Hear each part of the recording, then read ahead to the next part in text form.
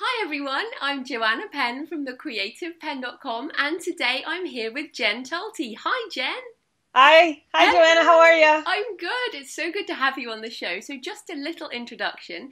Jen is an award-winning author, a professional speaker and COO, Chief Operating Officer,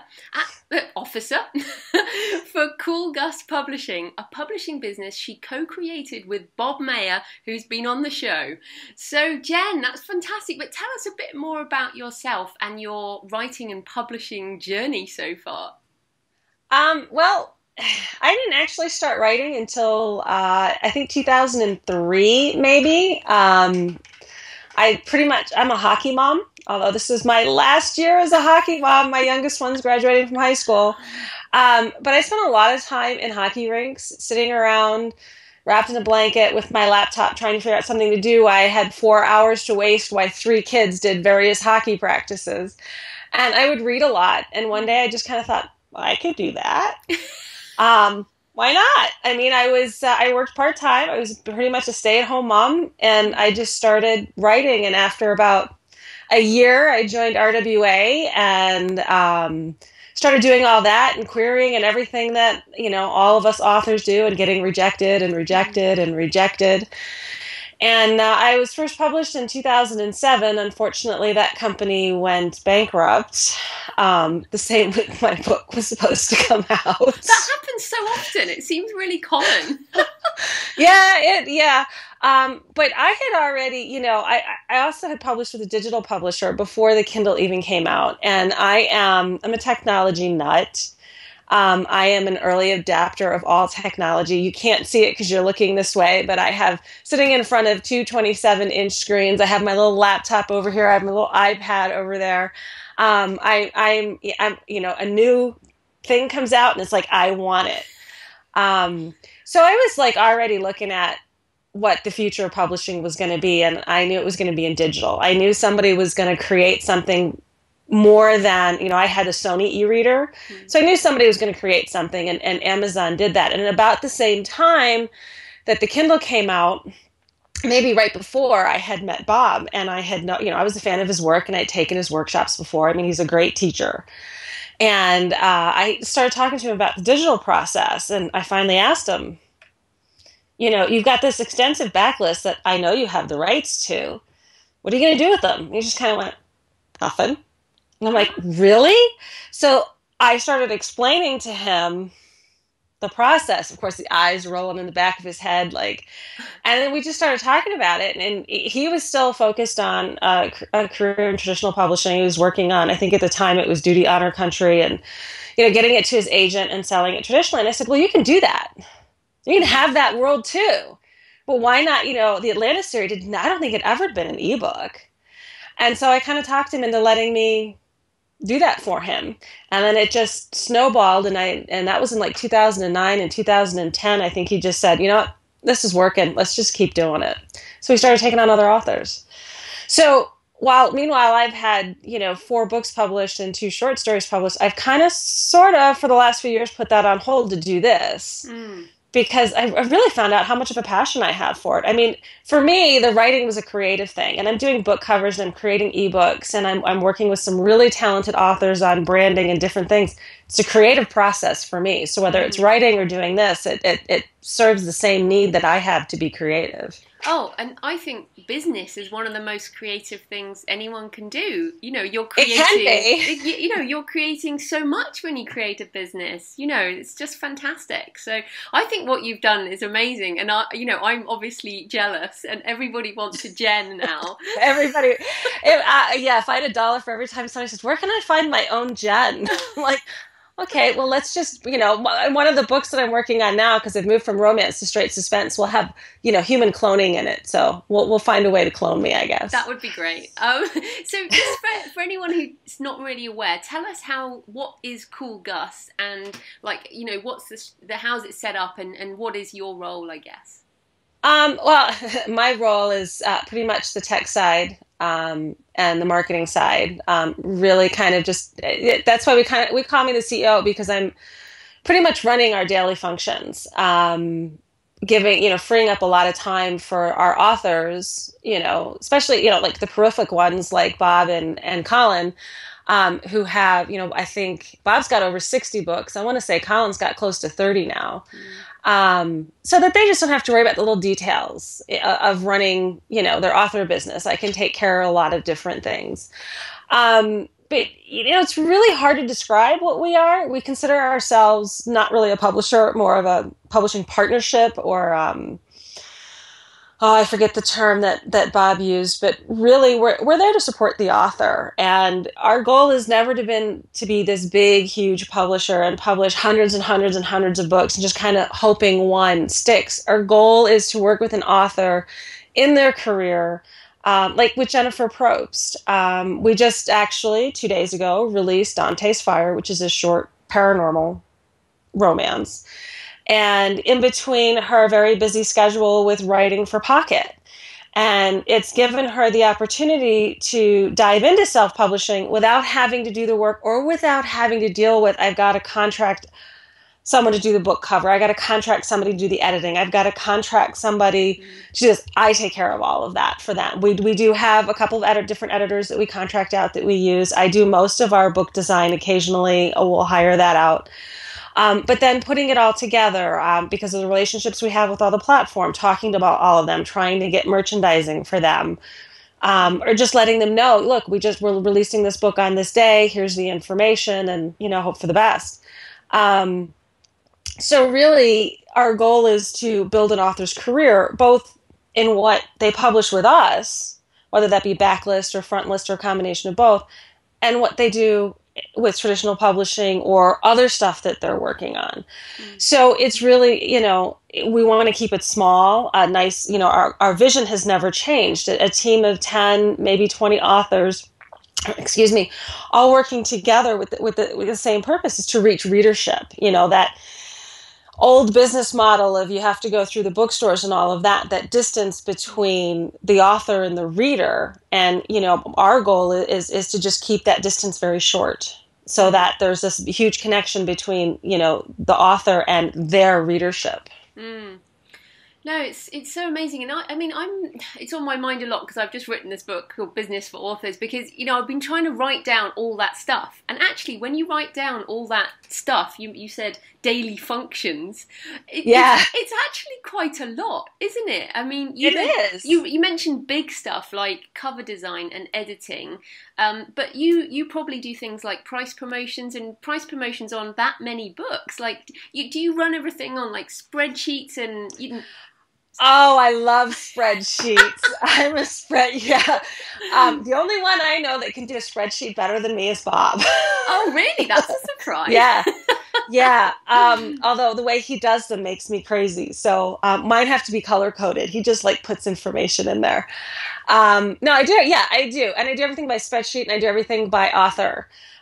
So I have different spreadsheets for different authors, and sometimes some of my spreadsheets kind of overlap each other.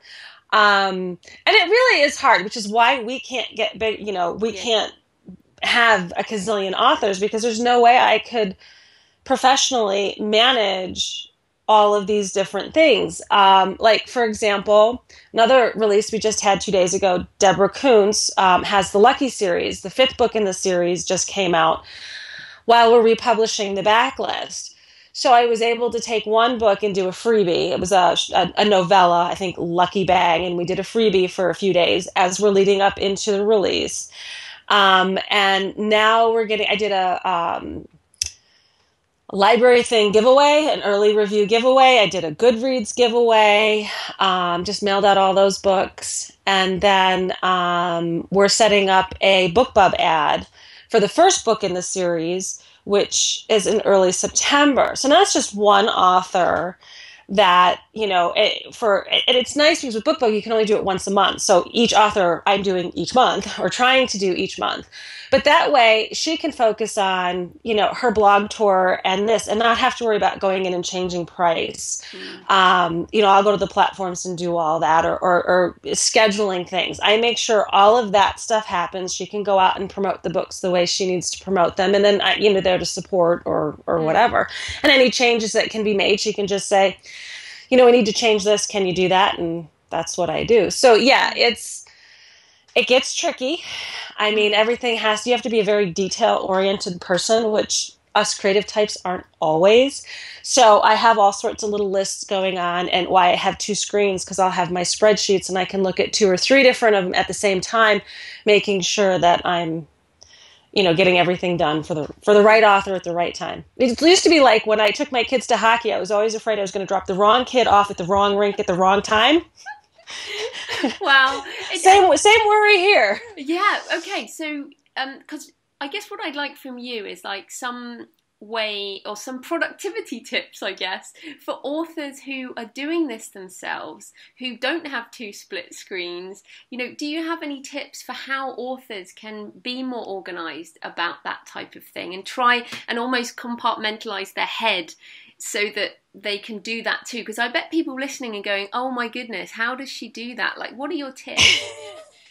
It's a mindset, and I think I'm lucky in the sense that I'm a very organized person to begin with. Bob always says you're going to organize your book the way you organize your day.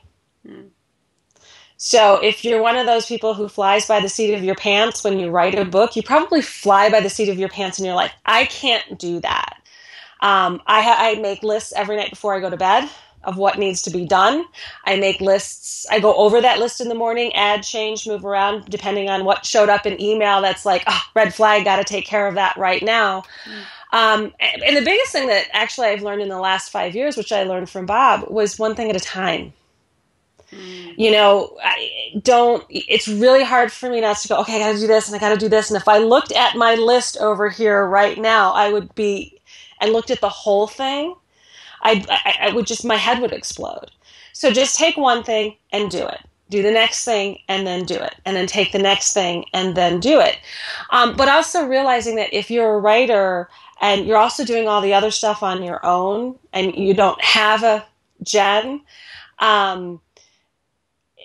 focus on the writing really more than anything else. I mean, that's the most important thing. You can't market nothing. Yeah. You've got to have the book, and having, just one book, you get to 3 or 4 books. That's when it starts getting a little bit more difficult to manage. Don't be afraid to hire a personal assistant, 10 hours a week. That's what a lot of authors do now. That they have these virtual assistants. They can help you just updating your website, keeping track of things for you. If you're not good with spreadsheets, they can help you set that up. But really, for me, the key is just to stay focused on one thing and have my list and just go through my list and try not to worry about what I have to do in 5 hours. Worry about what I have to do now. Just getting more specific, I use a Things app for my lists. Do you have an app, or do you just use paper, or? I like to, I'm a very tactile person. So my lists are written. I have, actually, I have this little, my little notebook. Yeah. And it has all sorts of different things and different days scheduled, and I have to write it out. My handwriting is atrocious, but I have to handwrite it out because for me, it just is something that it does to my brain. So I'm looking at it and my brain's saying it, and I don't know why I have to write it out. And then I keep track of things in spreadsheets. And I also always cross things off when I do it. So it makes me feel good. I got something accomplished. When I did it, it's done, and I can move on to the next thing. But it also helps me stay focused on that one task. Yeah, and that focus thing. So do you make sure social media is turned off so you can, say, design a cover, or do you manage your internet stuff in that way? My internet's never turned off. I always say I'm going to do that. Bob will do that. Bob has to do that. Sometimes I think he's just turning me off. I will move things down so that I'm not seeing them. I will turn the volume off on my screen so I'm not hearing the ding from Facebook or the ding from Twitter. But for me, it's a little treat to take a break in an hour for 10 minutes and go through that and do something and then go back. I will give myself credit for being very able to multitask. I can do more things more than one thing at once. as long as it's not something that does require a lot of focus. So when I'm doing editing or I'm working on formatting, I don't shut it down, but I tend to just put it all off to the side and I just focus on that. And if I need to get up and stretch my legs for 10 minutes, which I do, that's another trick that I do. I have 2 different chairs. I have this little ball chair that I sit on for posture, and I have a regular chair. And then I have this other thing over here where I stand. So I will move around when I'm doing different tasks. I will be known to stand and edit. And it's just like, okay, now I'm editing. And then I don't even look at social media. So just different things to trick my mind into staying focused. That is a common one. People moving physically and doing different tasks. That's a really good thing. And then I wanted to ask about, your book cover design, because like you said you do that. And generally, I always say to authors, never do your own book design because it can be a nightmare. But what do you enjoy about that, and what are your best tips for cover design? Well, I'm not as good doing them for myself as I am for the other authors. For me, covers, and Bob and I always go back to this idea that simple is always better.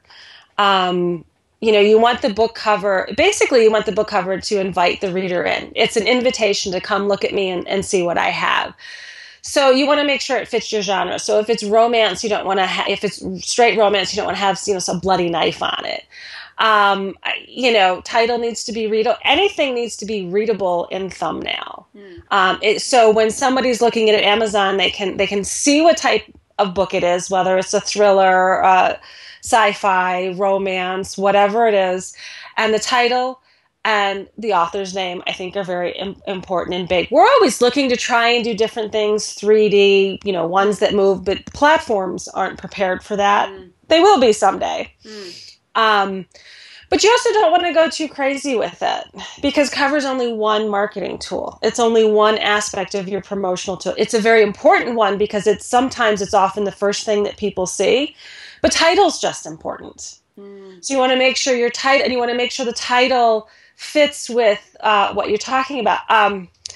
We went back and forth on, Bob's got a book coming up on September 9th called, pardon my language, Shit Doesn't Just Happen. And we went back and forth on title, and I actually was kind of like, I'm not sure we should, but when we did and that's the other thing, try different things with covers. And titles. So when we did the one cover with 7x7 and the other cover with Shit Doesn't Happen, that cover was like, yeah, that's it. So sometimes you have to be willing to try different things. And the way I do covers is I work a lot with the authors, try and listen to them and what they vision, what types of images they see. I always read parts of the book and look deeper for hidden meanings inside of that. And then, it could take 70 cover designs before an author and I will get to one. So that's the nice thing about working with our authors is this is your cover. Yeah. Here are 4 or 5 ideas. Tell me your thoughts. And when we did the Lucky Catch series or the Lucky O'Toole series, Lucky Catch is the book that just came out. Deb and I went back and forth on the branding that we wanted for the series. We've got the little poker chip on each book. So when you look at those 5 books and even the novellas that go with it, they're in a series. They're part of a family. Did the same thing with the Atlantis books for Bob. So that you knew that they were a series, that they were all looked like they belonged together. And then, come down to, I'll make, if they say, well, I really don't like that, I like this. And if I really don't like that, it's still their cover, and most, my name goes on them. So I'm still proud, even if it wasn't my first pick, it's still a good cover. But it's very important, but so is title, so is pricing, so is metadata, so is all that other stuff. I mean, they all come as a package deal. And I mean, you've got so much experience. I mean, like you said, Bob's got like 56 books or something, and Colin's got, I think he's over 60 over now. 60, and Colin's got 30 plus, and that's just 2 of your authors. So you see all these books. And I know writing another book is the most important thing, but what are the other things that you see that make books pop, or things that just kind of break out that were unexpected, or things like that? The question everybody wants. If I had make my the books answer out? to that question, oh, things would have gone viral a long time ago. You don't know. That's the hard part. You really don't know. I always say, you can't make lightning strike, but you can be ready for when it does. Nobody knows why Twilight broke out.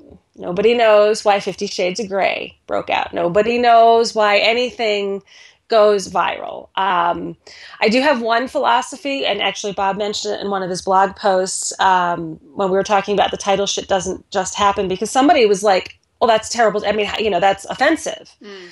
And my point is you can't go viral if you don't have haters, you don't have pagans. There's a thing called primal branding. It's a book, Patrick Hanlon. Yeah, great. Yeah. I mean, it's some people are like, oh, it was too dry, or it doesn't really fit into publishing. It really does fit into publishing, because if you look at anything that goes viral on the internet, whether it be a book, a YouTube video, or a news story, it goes viral for two reasons. People passionately loved it, and the same number of people passionately hated it. I mean, nothing can. So, I mean, that, Bob always says, and I agree with them, you'd rather have somebody hate something or love something than just be apathy is whatever, who cares? So, don't be afraid to push the limits. I mean, that's the wonderful thing about self-publishing is you can, what New York would have been not able to sell to a bookstore, or maybe not quite sure that they could do anything with, or where to market it, or it was too controversial, or it was a topic that they don't cover, or whatever, you can do that now. Yeah. You can make that happen. Don't be afraid of your own writing. All right. Well, then in that case, what is your kind of playbook for like what you do, like you definitely do for every book, like just the baseline, obviously the cover and the editing, but I know like you guys do slide shares, for example, not usually a core activity for authors. Well, again, every book is different. Every author is different. Every genre is a little bit different, but there are things like that. We do slide shares, and we do book trailers, and we don't do them because we think they sell books. We do them for a variety of reasons. One, they might sell books. It's like Twitter, Facebook. We really don't know. Some people swear by it. Others are like, it doesn't work for me.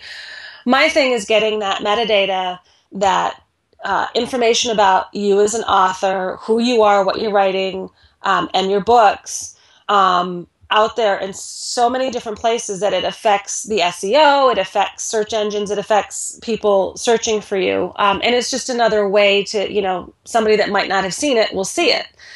So the slideshows really, they're a storyboard. They're basically an overview, and it's the same thing with the book trailer. And again, simple is best. I see a lot of people doing these really extravagant book trailers. We're spending a lot of money on it, and it's kind of hard because it's a different medium. You have to be really careful. I've seen a lot of people say, I didn't want to see, I don't picture the hero in that book to look like that. And so it kind of throws them off.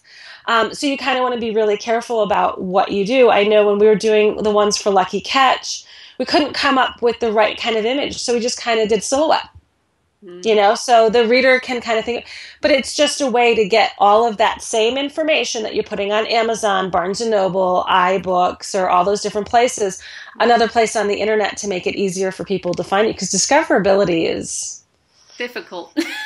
Very. Yeah. Yeah, and I mean, what is your opinion on social media, on Twitter and Facebook? Do you think is it just fun, or Oh, I love Twitter. I think Twitter's a lot of fun. Yeah, me too. Twitter is like my playground. I'm not a huge fan of Facebook, but because I don't know how to use it properly. I mean, I go out there and I push stuff out there. And I think there's a real art to social media. I think the real key to social media is just not, it's engaging. To be conversational. I mean, post pictures of your dogs. I used to post pictures of my boys hitting people on the ice. You're a hockey mom when you tell your son, go hit somebody when he leaves the house. Something that's personable. Follow hashtags. One of the things that we did when we first put Atlantis out there was it was the last season of Lost. And there's so many similarities between Bob's Atlantis books and that first season that it was like, if you loved Lost, you'll love Atlantis. And I do believe that really affected the awareness of those books. And awareness is key because it's really hard to see how much that translates into sales. But awareness is huge. More people are talking to it. So I think with social media, you want to connect with, I always say, like-minded people hang out with like-minded people, which is what makes all of that hard because writers hang out with writers. Readers hang out with readers. Where are the readers? I always go, where are the readers? Because, you go over to Goodreads and the readers are like, authors go away. I mean, they're not like that, but it's an interesting dynamic. So if you can, I love the show Dance Moms. So sometimes we'll get on that hashtag. If somebody happens to see I'm an author, they like my book, but it's an organic thing. And I also think Twitter is wonderful. So is Facebook for a push and pull of information. I find out a lot about what's going on in the world of publishing from Twitter.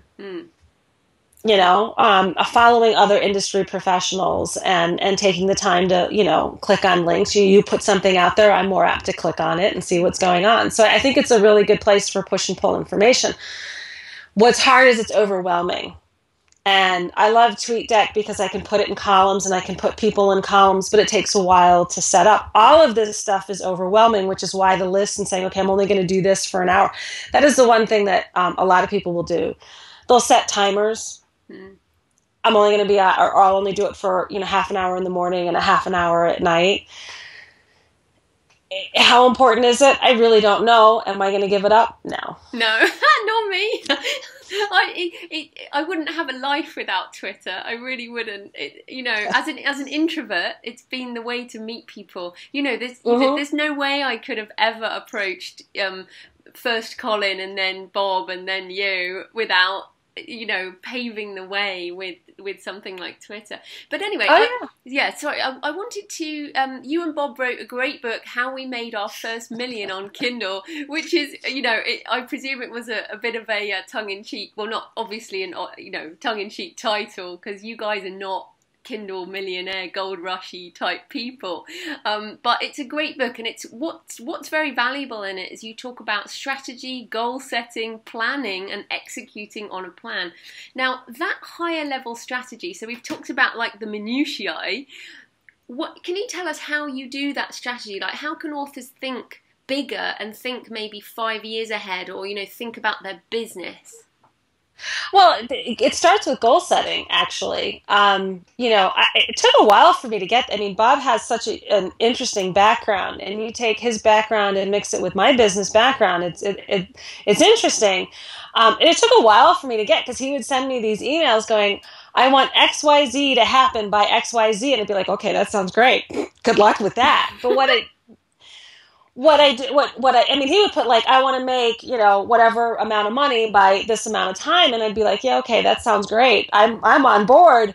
But what I failed to understand at first is that he's putting that goal out there. So now what do we have to do in order to achieve that goal? And he teaches this in Write It Forward, which is a great program where it's, okay, so what do you, in your writing, do you want to be, I want to be a New York Times bestseller in 5 years.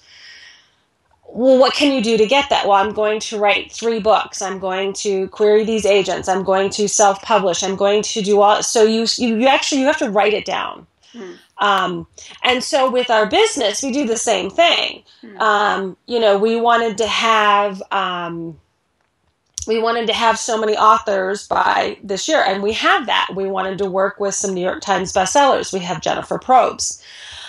We wanted to get an author, because Bob also publishes with 47 North, which is an Amazon imprint, and we've been working with Colin, and it looks like that's going to go through, so we helped facilitate, get him a book deal with Amazon, and it's all about writing down what those goals are. So we wanted to get Colin this, so what did we need to do? Well, we needed to increase his numbers. How do you do that?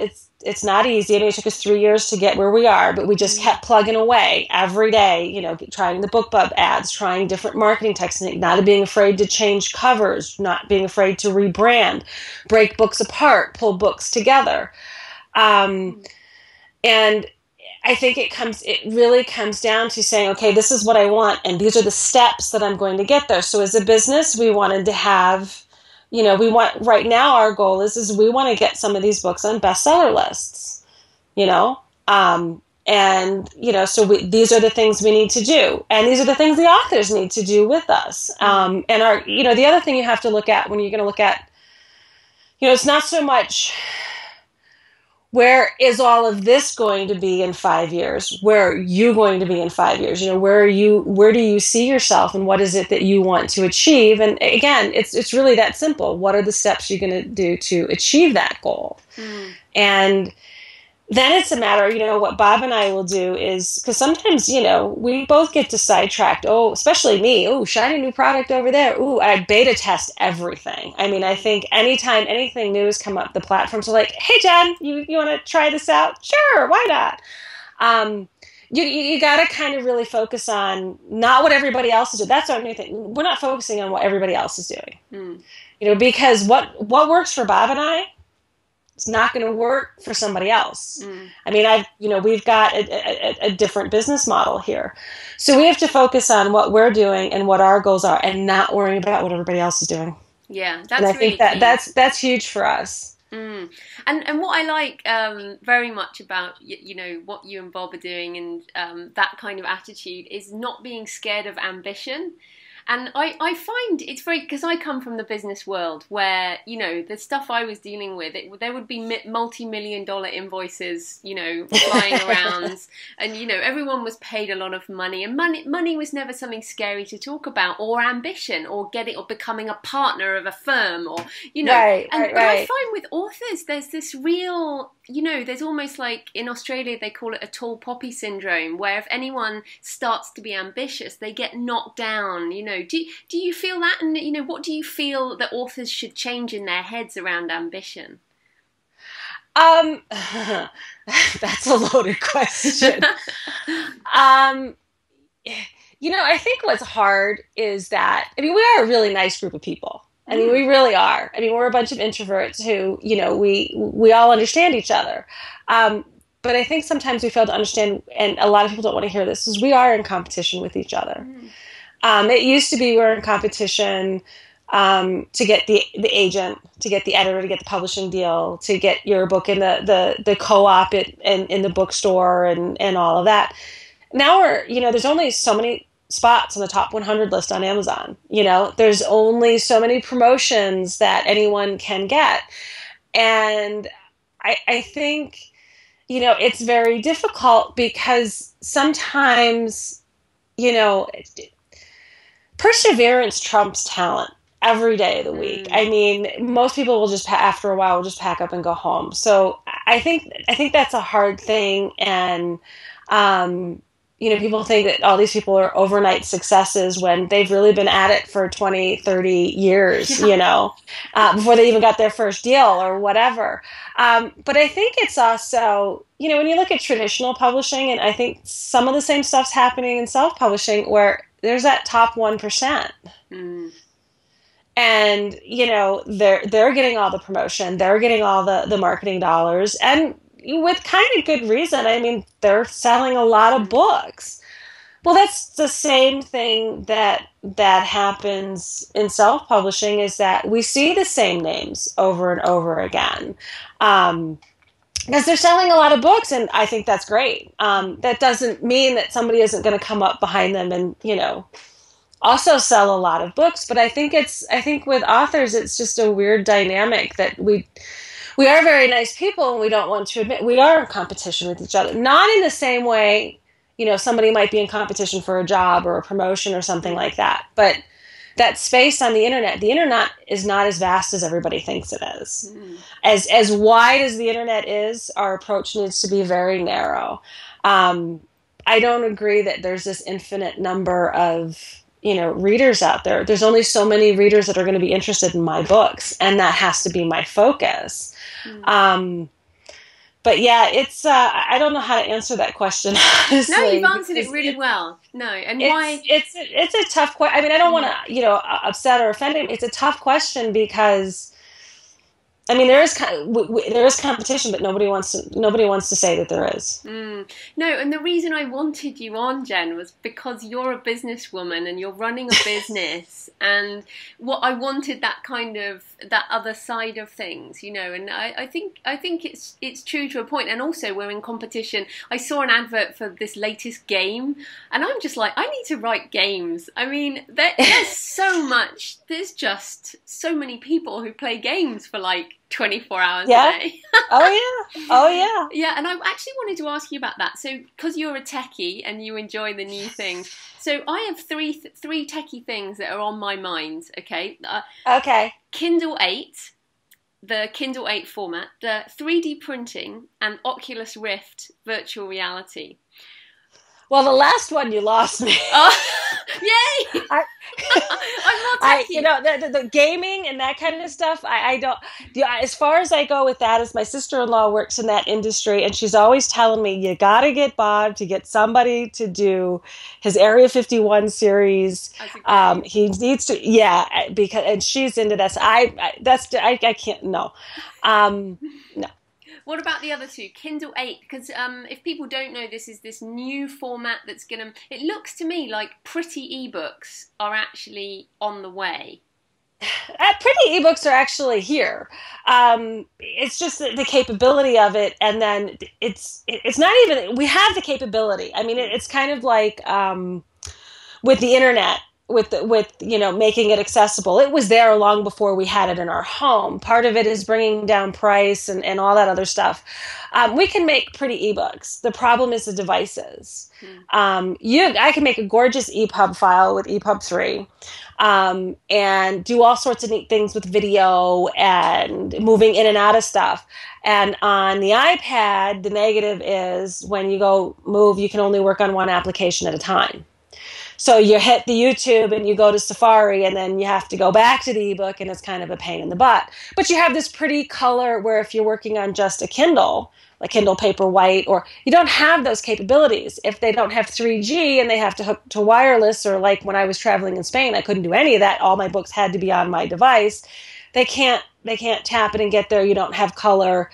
So the issue then becomes, because I can do all sorts of great things for iBooks, but I can't put those on Kindle. But then you could look at them on Kindle Fire. So if they're downloading the same Kindle book on a Fire, or their Kindle app on, say, a Galaxy or a tablet or notebook or whatever, or they're doing it, if you don't account for every single technological glitch in a pretty ebook, you're going to have really upset readers. And I think that's more the issue with any of the technology than the actual program. I mean, there's EPUB and there's Mobi.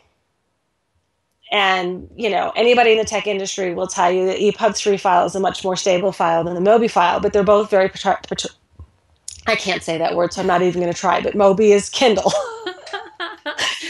And, EPUB is everything else. EPUB is it's a much more stable file, and for me, it's an easier file to edit.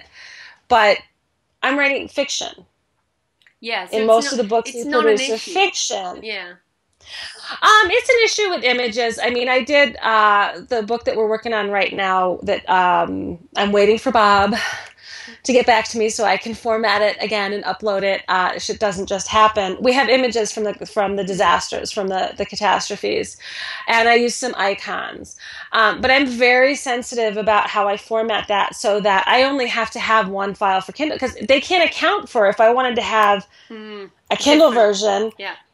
Now, I think that, Amazon is very smart, so I can see it coming where you have, you download this file for basic anything, but here's an enhanced version. Yeah, that would be good. Like two different uploads. Because I feel like what's going to happen is at some point the tipping point will happen, and then readers will suddenly be used to, because they've just announced, that e-reader purchasing is falling, and people are reading on tablets and phones. So there might come this tipping point where people expect this enhanced format, and we might have to redo everything. And I'm kind of, I'm thinking probably a couple of years ahead, and I tend to do that. But forget formatting for a minute. But what else do you see in the next couple of years? Like, do you see any big changes or things that authors should be thinking about in the next couple of years?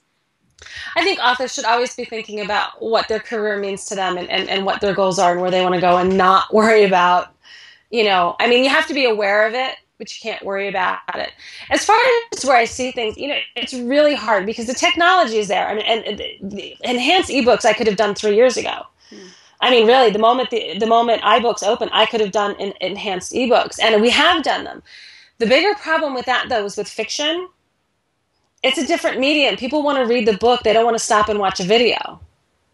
So it's great for gaming. And I think for nonfiction, I think for schools, there's a great opportunity here. I mean, there are times when I'm looking at some of the nonfiction work that Bob and I have done, especially his work with teaching, writing, whatever. I want to take some of those clips of him teaching, because you can read the words, but to watch him, to hear him say it, whatever he's got up on the screen, to put that in an ebook and have them pop out at you, that would be... So I think that's really more the place for it. I think some of the bigger changes you're going to see is in the academic area. Even that's already changed. My son just went back to school. He's a junior at Potsdam. They don't really have a bookstore. He gets all his books from Amazon, and then he resells them on Amazon, and it doesn't really cost him much. And my younger son goes to a private school. They do a lot of stuff on their iPad, and they do a lot of stuff with ebooks. So, I think that's going to be your bigger change. But I also, when people say the e-reader is declining, it's really not. It's maybe the product itself is declining. Yeah. But more people are reading on devices. Ebooks are not declining. Everybody says, it's plateaued. It's still increasing. It's just you can only have so much growth that fast. So I think we will see some changes in technology. I think we'll see some changes in the way people read. We've already seen that. I think people are looking at reading shorter books. They want to be able to read an episode or a book on their way to, on the train ride in. I think audio is going to, I do that with WhisperSync. I've got my Kindle or my iPad, and I'm reading a book, and I got to go drive to freaking Detroit to take my kid to a hockey game, and he's sitting in the back watching movies. Or we bring the PlayStation in the car, and he sits back there and he plays his game while I'm driving, listening to an audio book that I plugged into my car off my Kindle with WhisperSync or whatever. So I think you're going to see people adapt to the changing technology to fit their needs, because we're so much busier. I remember, Bob totally skipped the e-reader. He reads on his phone. Because it's always there. You're just standing in line waiting to go through security or whatever, and you read on your phone. My daughter swore she'd never read on a Kindle. And then she went to Europe and she stole my Kindle. Because of the practicality, and also in Europe, I live in a 1-bedroom flat. I used to have a 4-bedroom house in Australia. I got rid of everything, and now I'm entirely digital. And your daughter would be the same. You can't have thousands of books in a tiny place.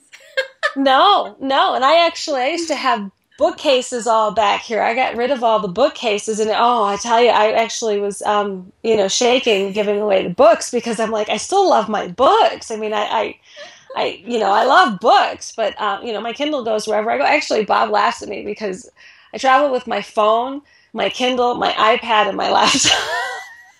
Yeah. And he looks at me and goes, "Do you need all of that?" I'm like, yeah. Yeah, they all do different things. But no, it's so good to talk to you. I like, we're actually quite similar in a lot of ways. I work in a similar way to you, I think, and I'm quite a techno lover as well. So it's been so good to talk to you. But we're out of time. So where can people find you and Cool Gus and everything you guys do?